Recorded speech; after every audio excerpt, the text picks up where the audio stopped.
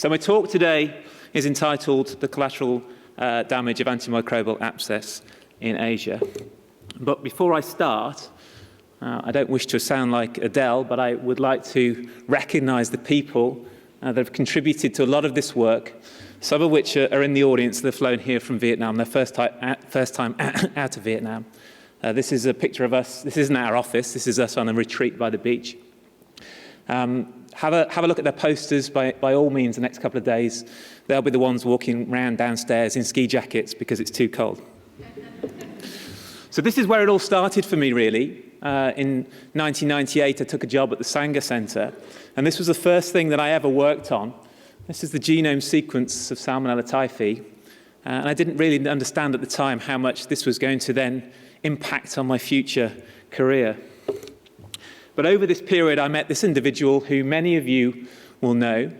He invited me down to Imperial College for an interview. I think talking biographically about memories of conversation is always difficult because they get lost in the time. But I remember the interview very clearly. It lasted about 30 seconds, and he said to me, "If you think you get a better offer, then good luck to you." In fact, there was a couple of Class A swear words in there as well, which I've taken out for emphasis. But actually, I couldn't get a better offer, so I found myself working at Imperial College in the very early days of then doing what we called genotyping, which was doing comparative genomics by microarray. And I was very lucky to go and work for a period of time in the laboratory of a very famous individual. This pointer doesn't work, so another one. Of Stanley Falco, who many of you will know. And we then really used the genome sequence to then start doing early comparative genomics before we had access to many genome sequences that we have now. But actually, over this period, I met another individual. This is, some of you will know who this is. This is a researcher, a very well-known researcher called Bruce Stocker. And Bruce Stocker was in his 80s when I was there, and I went and spent a little bit of time talking to Bruce, and he gave me a gin and tonic, and we got on quite well. And he was in his 80s, and he said to me that he was going to carry on working until he was compelled to or capacitated by age or dropped down dead. Unfortunately, Bruce died in 2004, but I remember some of the conversations that we had and his interest in understanding genetic variation in specific organisms. And it was really Bruce that got me interested initially in working on phase variation in a very specific strains of Salmonella typhi. Salmonella typhi is monophasic, but some strains from Indonesia actually were biphasic. So here, looking at different strains, different phenotypes, and then expressing different flagellin. This is something like I got interested in as a postdoc when I went back to the Sanger. And then we discovered, actually in collaboration with Bruce, unfortunately this was published after Bruce died, that we discovered the first ever linear plasmid, which is associated with this strange phenotype in Salmonella typhi. So I think it was this real period of understanding genetic variation, or trying to understand genetic variation, and strains that were circulating in endemic populations that got me interested in working overseas and on strange organisms. But at this period at the Sanger, lots of you will know these two individuals. This period at the Sanger also introduced me to Nicholas Thompson, so I'd known Nick before, but Nick was a very inspirational character, full of energy, and was very excited about some of the things we were interested in. And I met a very youthful Kat Holt, who doesn't always look as glamorous as this, I hasten to say, who was a PhD student at the time. I think she'll probably get me for that later. And then we've continued to work together, hopefully still after this, actually, for the last 10 to 15 years. And it's been their interaction that's really pushed me forward as well, so I'd like to thank them. And actually, it was a very small paper which got me interested and got us interested in the power of doing genetic typing and following organisms.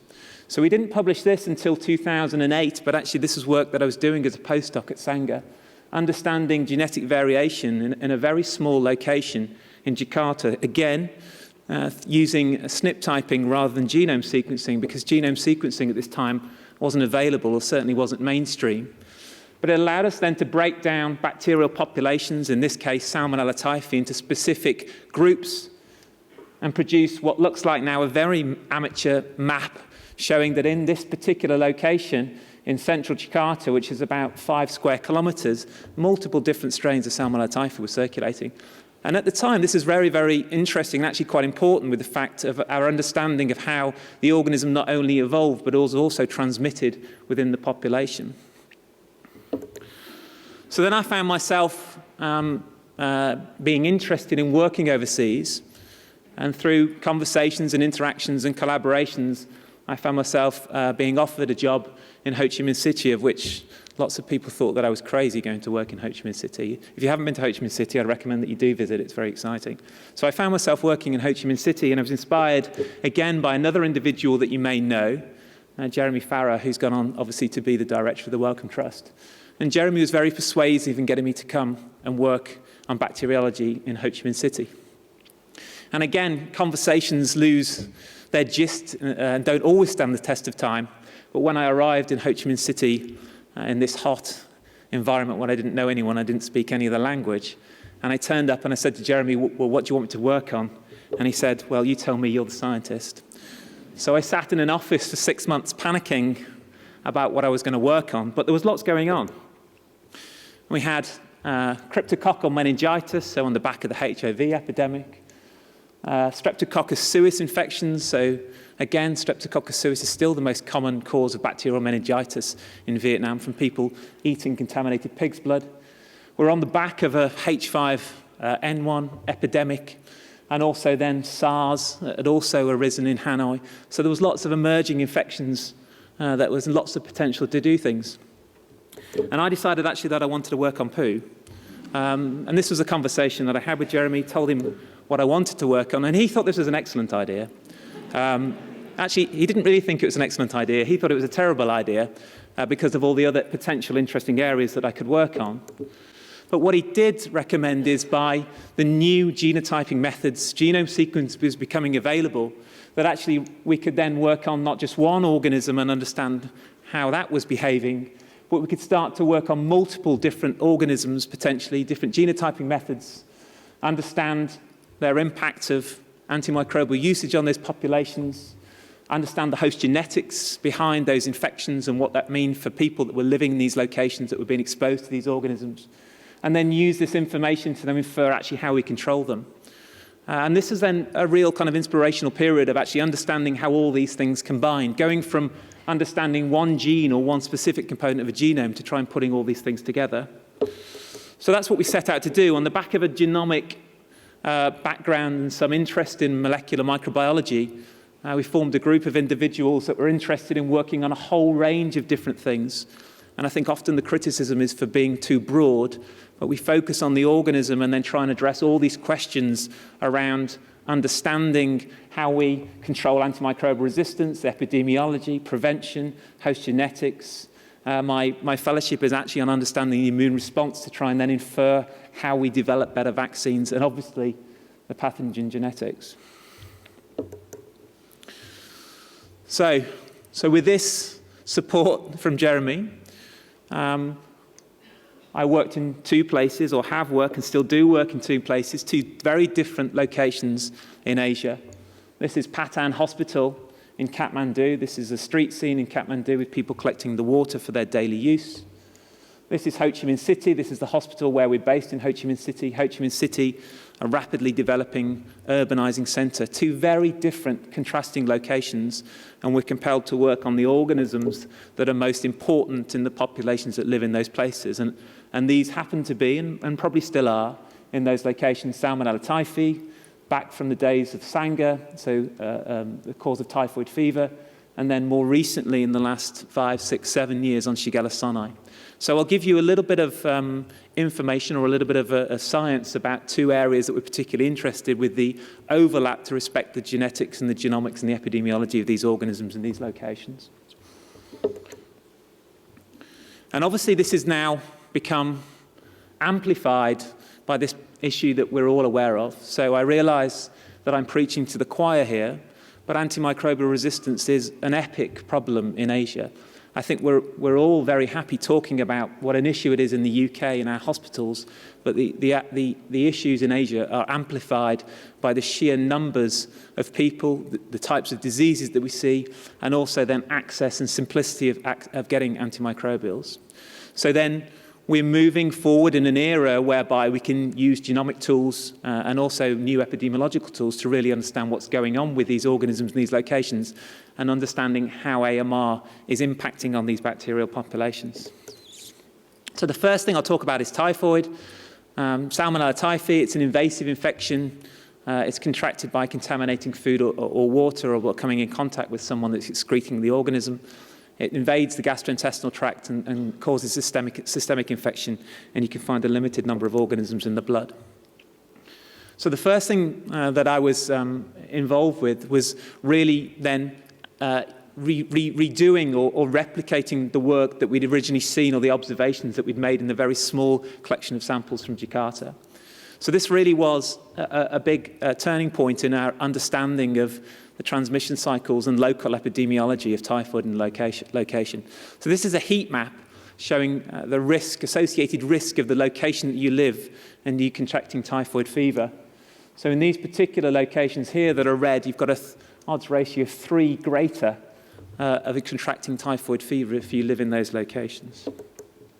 And using molecular tools, it allows us then to pinpoint where these organisms are coming from, where these people live, and the organisms that are infected with.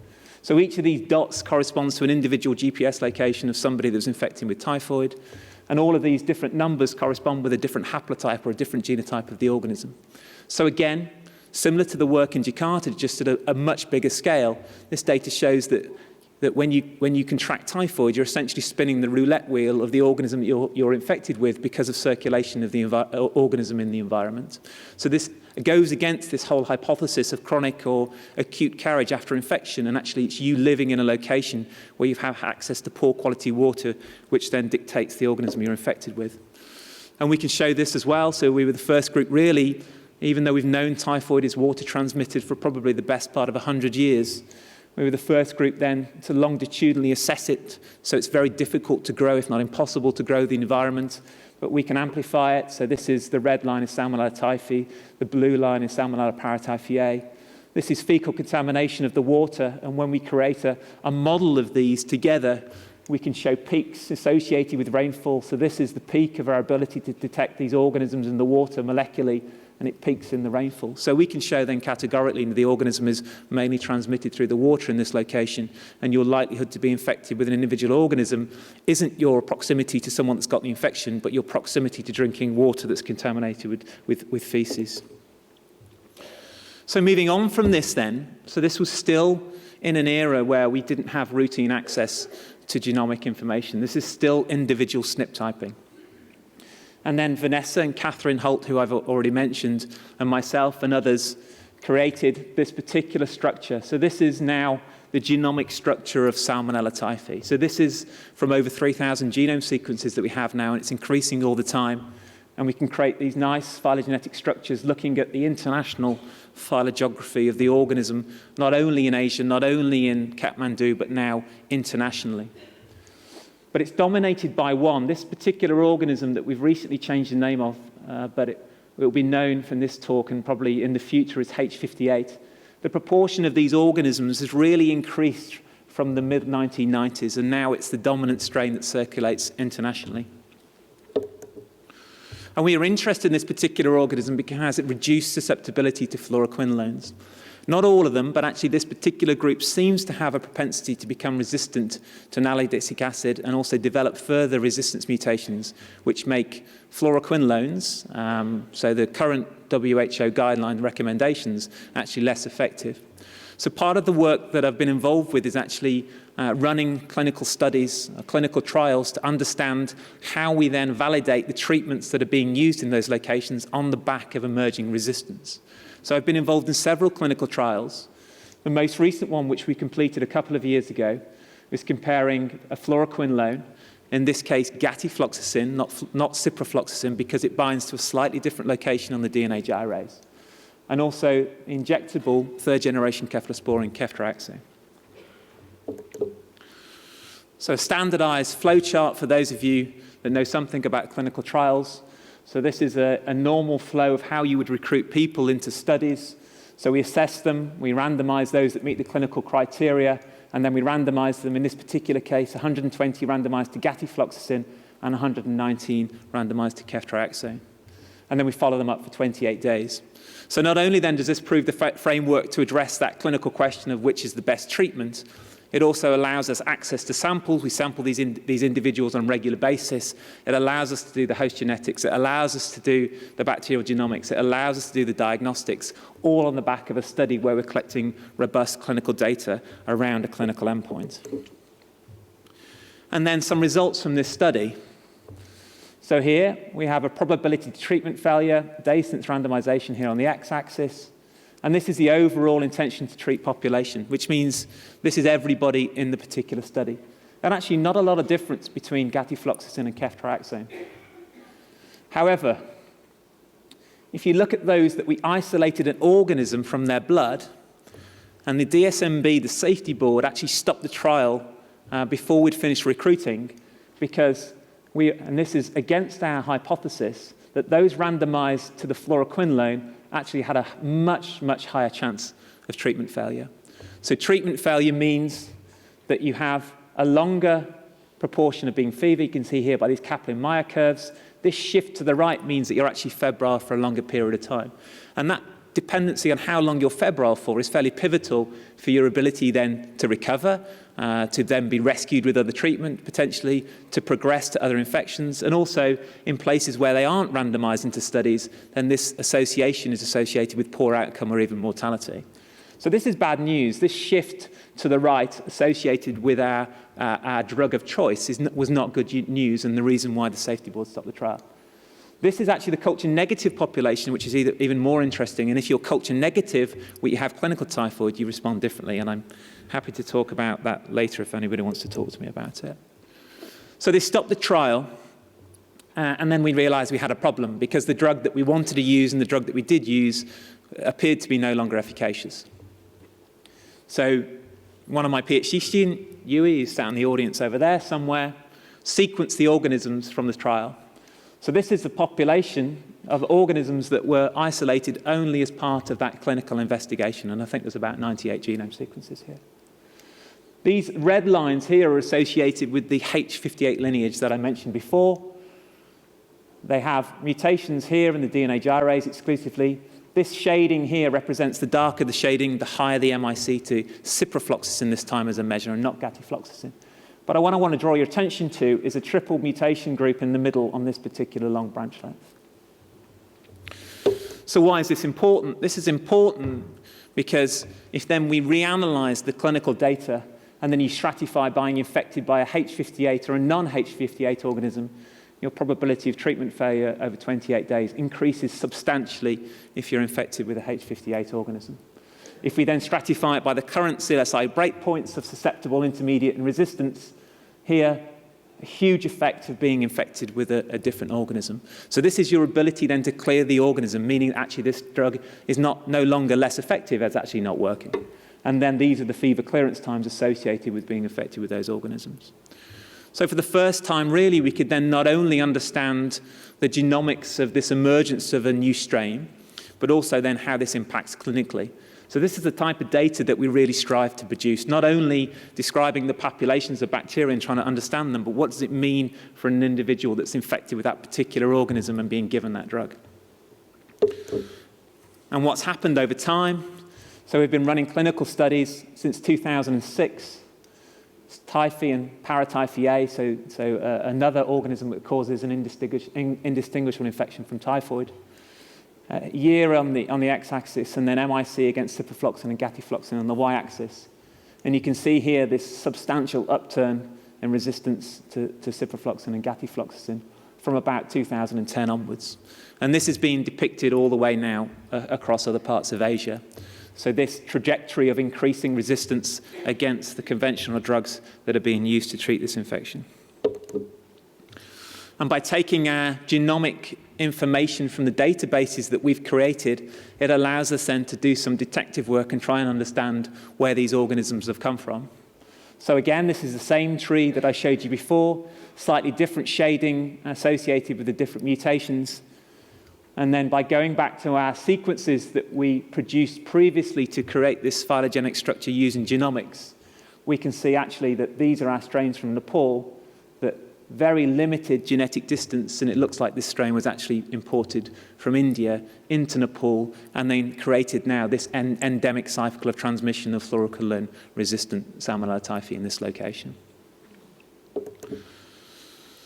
So this isn't particularly good news if you go to Nepal or India or probably anywhere else in South Asia and contract typhoid fever. If you do, don't get treated with the fluoroquinolone. Thankfully, though, in Nepal, the disease is declining, but now we have a secondary issue. As typhoid begins to decline, we then become aware of other problems. Here, 23 years of data from the same hospital that we've been working in, looking at blood culture infections and the trajectory. So non-Salmonella, this is with Salmonella taking out, so Enterobacteriaceae, gram-negative organisms and gram-positive organisms. This is the trajectory from 1992 onwards of MDR isolations in this hospital. So same population coming in, febrile disease, blood culture. This is all of the organisms from this period of time. This is the proportion over time as we go up, dropping down to less than 20% of organisms isolated from blood in 1995 being multi-drug resistant, to now we're approaching 75, 80%. And this nice switch from non-MDR to equal to then we're now in the third era, really, of people coming into the hospital, generally with E. coli, Klebsiella, Enterobacter that are associated with multi-drug resistance. And this has become now the biggest problem that we have facing us working in this particular location. So, on that rather somber note, I'm going to talk a little bit now about some other work. This originates not from Kathmandu, but more from Ho Chi Minh City and also internationally. This is on Shigella sonnei. So I got interested in Shigella sonnei on this particular decision that I made to work on fecal specimens. There wasn't a hugely active program on any kind of diarrheal disease research, not just in Ho Chi Minh City, but actually in Vietnam as a whole. So we set out to begin to define what was happening with particular organisms, and Shigella sonnei was one of the key things that was occurring at the time that was an issue. And Jim Campbell, who's our microbiologist that's been in Ho Chi Minh City since the late 90s, had collected some data on the back of other studies that had been occurring from 1995, 2002 before my arrival, and then an ongoing study when I arrived in 2007, and then a study that I conducted in 2009, 2010. Now, what these blocks show is the proportion of Shigella that we isolated that was Shigella sonnei as opposed to other Shigella species. So in 1995, 1996, 30% of the organisms that we isolated were Shigella sonnei. Now, actually in 2010, it was in the high 90s. Now we only isolate Shigella sonnei. So as countries go through this dramatic economic development where improvement in sanitation occurs, it's traditional that Shigella flexneri goes down and Shigella sonnei increases, and this is what we've seen. So now we only isolate Shigella sonnei, but over this period, we've also seen the emergence of resistance here to nalidixic acid in grey, and also, probably slightly more worrying, to third-generation cephalosporins, in this case as a marker cephalosporin. So again, by 2010, we had almost exclusive fully resistant organisms to nalidixic acid, and then also to cephalosporin. And again, through a collaboration with Catherine Holt and others, we performed genome sequencing on organisms that we'd isolated over that period of time that my predecessors had stored in freezers, and also strains that I'd then become collecting as part of prospective studies that I was involved in. And we managed to reconstruct the whole of the phylogenetic history of Shigella sonnei in Vietnam. So we know that around the early 1980s, so this is from phylogenetic reconstruction, we estimate that the whole of the Shigella sonnei population that we were working with originated from a single introduction in the early 1980s of this particular variant that belongs to a population that we've named global lineage 3.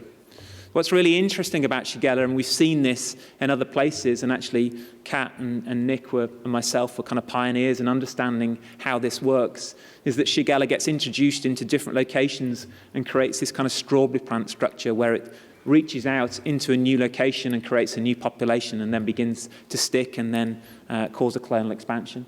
This is what's happened in Ho Chi Minh City, but also it's been introduced up country on more than one occasion here in Can Hoa, in the southern part of Vietnam, but also in Hue in central Vietnam too. So these populations have then emerged in Ho Chi Minh City, spread into different locations, and then formed these pioneer populations, if you like, in other locations. Excuse me. So what happened to create this structure? And this is the tree, ranging from 1994 to 2006, with pivotal branches in these locations. There were other events that we found that could identify with particular locations and particular branches.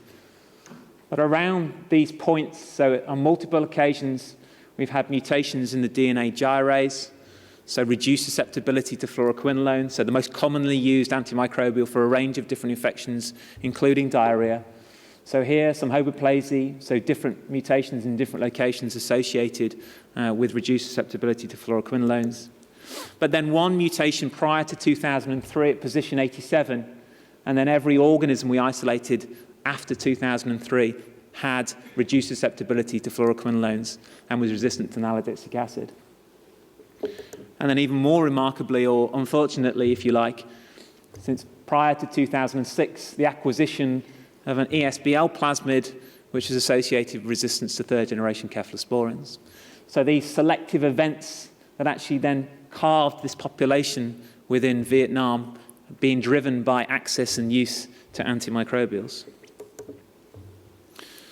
So we thought then we had this relatively nailed. We had a nice population structure. We had a nice model for how the organism was working, how it's spreading in Vietnam. We could date it quite accurately. We know how quickly it mutates. We know how it circulates. But then about 3 years ago, I was alerted to the fact that we'd isolated an organism that had become resistant, completely resistant to the drug of choice for treating all diarrheal infections, not just in Vietnam, but probably across the most of Asia, and probably if you went to see your GP also, to fluoroquinolone, in this case, ciprofloxacin. So not only then did we have this reduced susceptibility, but over a period of time, we then had the emergence of fully resistant organisms. So theoretically then these antimicrobials would be no longer effective. So we observed this in Vietnam, and we kind of thought about it for a little bit, and were sure that actually we didn't really need to do a lot of genome sequencing because it was just a further kind of period of selection of this particular population. But it was another PhD student of mine called Ho, who's not here today, that was working on a population of Shigella sonii that had come from Bhutan, which is north of India. And this is the population structure with some dates here. And what we found is that these organisms, from this period here, which was about 2007, 2008, actually had a triple mutation again. Different mutations slightly to the ones that we saw in typhoid, but with exactly the same result. These organisms were then completely resistant to ciprofloxacin. And the same pattern that had emerged in Vietnam, these particular organisms, which were likely resistant to fluoroquinolones before they got introduced into Bhutan, then formed these nice kind of population, these mini kind of clonal expansions, and they'd gone on to acquire a range of different accessory genome elements. So they'd also become resistant to ESBLs. And this is almost exactly the same pattern as what was occurring in Vietnam. However, these organisms were then fully resistant to the recommended WHO treatment choice. So we did some literature search. This is what's been available, or what was published at the time, or actually more recently we've updated it. And actually, the majority of it originated from pulse field gel electrophoresis. So I apologize to you, those pulse field gel electrophoresis lovers, but pulse field gel electrophoresis is the worst technique in the history of science as far as I'm concerned. So what various people didn't realize at the time is actually they were all looking at the same pulse field gel electrophoresis pattern. So this is then data from India, from Canada. This is some information from the strains we were working on from Bhutan. And then the guys in the public health laboratories in Ireland also had a similar restriction digest pattern. So we hypothesized that actually this was one organism, that what we're observing is the fact that this fluoroquinolone resistant strain may not have emerged in Vietnam independently on this model of consequential mutations associated with drug resistance, but actually had come from one place. And we were right. So here, this is our Central Asian lineage tree. This is our phylogenetic tree. The organisms highlighted in blue here are the ones that were resistant to ciprofloxacin. And this kind of comet structure is associated with organisms that are non-resistant to ciprofloxacin. So again, some homoplasies, again, different mutations in the DNA gyrase associated with reduced susceptibility to fluoroquinolones. But then, as you see at the head of the comet, if you like, sequential triple mutations in the DNA gyrase, one in the PAR-C, and a secondary mutation at position 87. And now we know, and this is true for all the strains that we've currently observed, that actually every fluoroquinolone-resistant strain that we've seen so far originates from this one event, which arose in about 2007. So these branches correspond with different locations. So here, South Asia, which seems to be the hub. And then if you look here, this particular group here, which is a nice example, this is our Southeast Asian cluster, and these little red dots associated with Australia, and these are importations.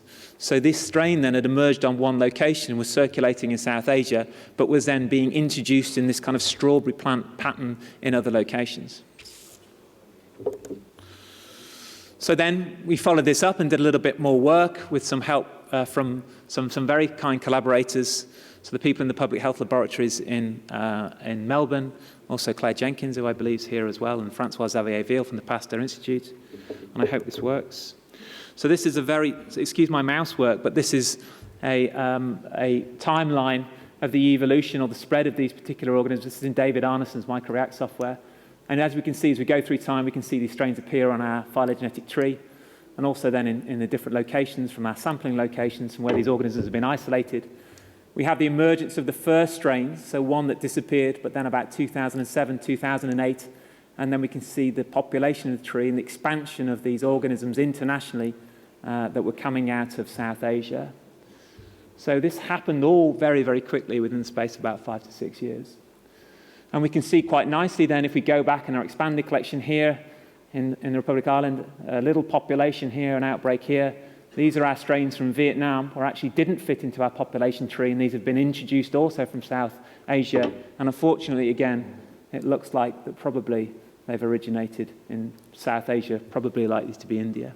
So this is a really dramatic example of how selection and development of antimicrobial resistance leads to this kind of pandemic circulation of gram-negative bacteria. And Shigella sani isn't the only organism to do this. The more we look, the more we find that these organisms emerge very, very quickly and spread internationally.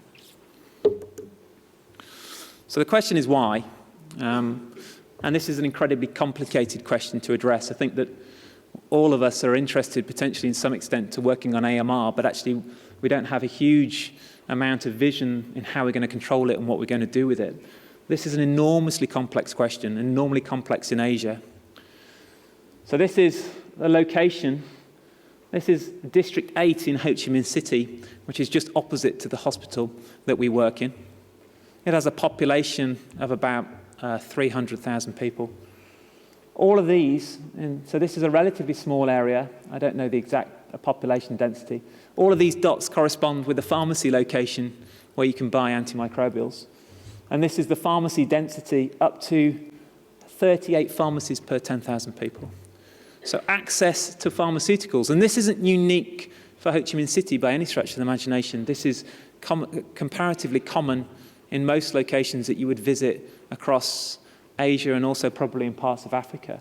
Access to drugs is absolutely rampant across most parts of Southeast Asia. So us controlling this AMR issue is not just a question of us sitting and discussing it and me showing you some pretty trees about this is how it emerges. It's tackling this particular problem of how we get access to antimicrobials. And you can buy them, and I did. This is me on Saturday afternoon before I got on my flight. This is me. This cost me about £3. Here we have cafixim, cotrimoxazole, azithromycin, and everyone's favourite ciprofloxacin. In fact, I've got them in my pocket if anybody wants any later on. If anyone's had some dodgy haggis, then come and see me afterwards. So this is a massive issue. So for £3, I can basically buy all of the drugs that now our organisms are becoming resistant to. And we've done other studies, and this is something that's ongoing. So this access to pharmacies, understanding how frequently people visit pharmacies. So we're interested in diarrhea, particularly mucoid or bloody diarrhea and watery diarrhea. Actually, relatively low amounts are common, relatively uncommon sales of antimicrobials. This is a survey or a secret shopper, if you like, of about 50 pharmacy shops in the location that I just presented. If you go in and tell them that your child's sick, this is what they'll sell you. Amazingly, probiotics, really high. And then other, though these are other, which may be antimicrobials, but they won't tell you what they are, they just tell you to take them. But this is probably a fairly alarming proportion of the population that are being exposed to antimicrobials purely for diarrheal diseases or for any other infection that you care to treat in the community. So then we did an investigation on the back of this.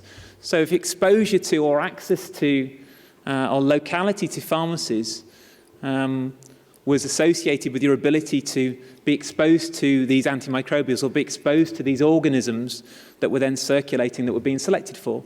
So out of 500 children, we sampled them, we took stool samples from them, and then we aimed to assess how many had organisms that were living up their bum that were resistant to ciprofloxacin. And actually, 98% of children in Ho Chi Minh City aged between 2 and 3 have ciprofloxacin-resistant E. coli or Klebsiella living in their gastrointestinal tract. And if you want a more interesting or staggering statistic, 96% of them have ASBL-producing E. coli living in their gastrointestinal tract. So the magnitude of the problem that we're trying to address here is not just associated with how we then manage infections that are caused by pathogenic bacteria, but how we actually manage the ecology of what's going on in the population through sustained exposure to drug-resistant organisms and probably through sustained exposure to antimicrobials.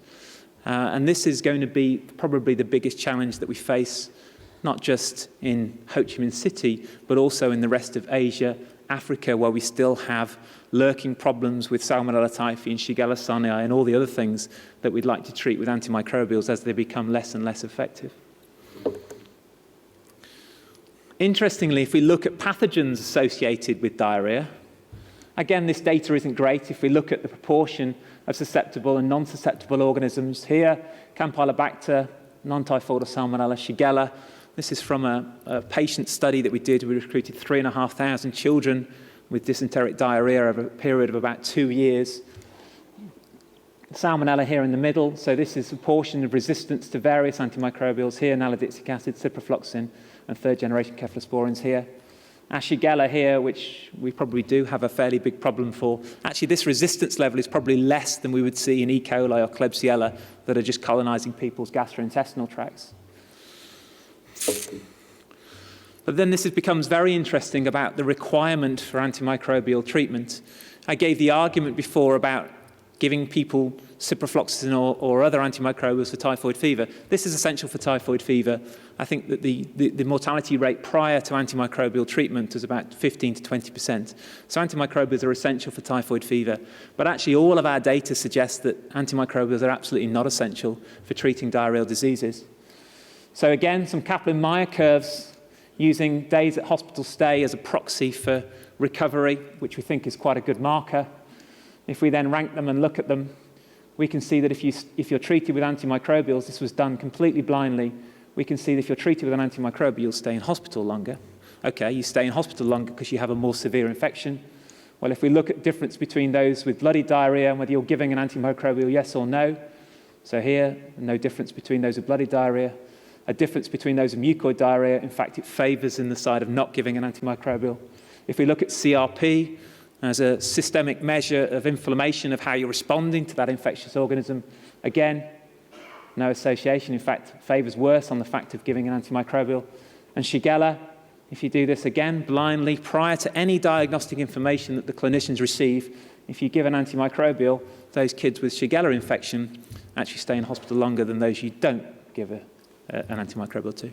So this is incredibly confounding, controversial, and interesting data. I mean, and it shows that in an environment where we have huge amounts of antimicrobial usage and antimicrobial access, either the drugs are simply not working and this overwhelming effect of the gastrointestinal microbiota is simply overwhelming the organism because of their resistance, or actually these children don't need an antimicrobial in the first place.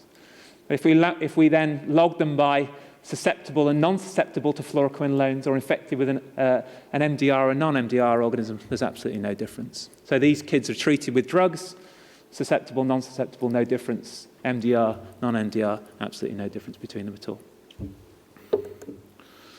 So, some conclusions.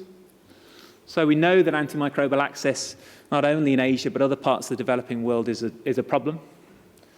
We know that these emergent AMR populations of pathogenic and non-pathogenic bacteria, and actually I would argue that we're not spending enough time looking at the non-pathogenic bacteria, and we're diverted by observing what we can grow in a laboratory from somebody that's got a particular disease syndrome and assessing its MIC rather than actually realizing what happens when we give that person a drug.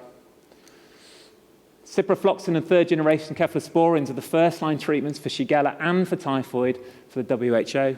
As I said, if you go to India or go to Nepal and you're unfortunate enough to contract typhoid, I wouldn't recommend you take a fluoroquinolone. I would recommend potentially that you take a third-generation cephalosporin. Fluoroquinolone-resistant S-type and Shigella sonnei have emerged in South Asia and have become globally established in other locations that we're now working in and that we can observe. I also think, and I'm biased, that Shigella sonnei is a model for the global spread of AMR gram-negative bacterial pathogens. I think that because we can detect it, because it causes a specific disease syndrome, it's associated with diarrhea, and it's an individual serotype that we can see it quite nicely, that actually probably it's a model for what other gram-negatives, E. coli and Klebsiella are also doing, but actually they're more complicated to disaggregate. But I guess the overall question is, and we don't really understand this, which is amazing to think about. We're tackling this global AMR issue at the moment, and actually we don't really understand what happens to the organisms that are in our gastrointestinal tract when we take an antimicrobial. Apart from the fact that we look for a clinical outcome that are associated with recovery, we have very, very little information about what happens when you treat somebody that has a drug-resistant organism with that particular drug. So, thank you very much. I'd like to acknowledge the people that I've mentioned, particularly Gordon, Jeremy, my current director, Guy Thwaites in Ho Chi Minh City, and also Nick and Kat for their general support and also their assistance over the years. The unfortunate people that have to work with me in Ho Chi Minh City, many of them that are here today. Also those that assisted in Kathmandu, the Microbiology Society for obviously giving me this award, and yourself, all of you, for listening to what I've got to say. Thank you very much.